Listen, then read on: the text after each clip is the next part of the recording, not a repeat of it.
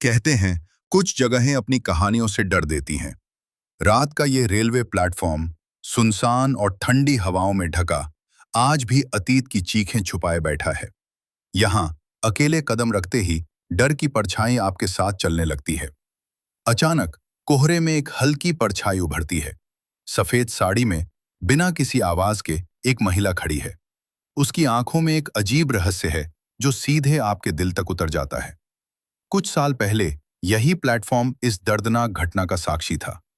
अपराजिता, एक नन्ही बच्ची की मां, अंधविश्वास और निर्दयता की आग में फंस गई थी। उसकी चीखों की गूंज आज भी हवा में घुली है और अब वही भय अपने रास्ते पर लौट आया है। लॉकरों की खटखटाहट, ठंडी हवाओं में फुसफुसाहट और अचानक सामने प्रकट होती परछाई। Please, डर just की यह leave me पहली alone. झलक आपको I am जकड़ begging लेती you to है। let me go. Arjun What समझ have I गया कि ever यह कोई done to you आम to भूत deserve नहीं this है, kind of ये treatment कहानी today? न्याय की है। अपराजिता की आत्मा, जिसने निर्दयता देखी, अब लौटकर सत्य की आग में सच्चाई का इशारा कर रही है। चारों ओर स्पेक्ट्रल फिगर उभरते हैं। कोहरा गहराता है, हवा थम जाती है।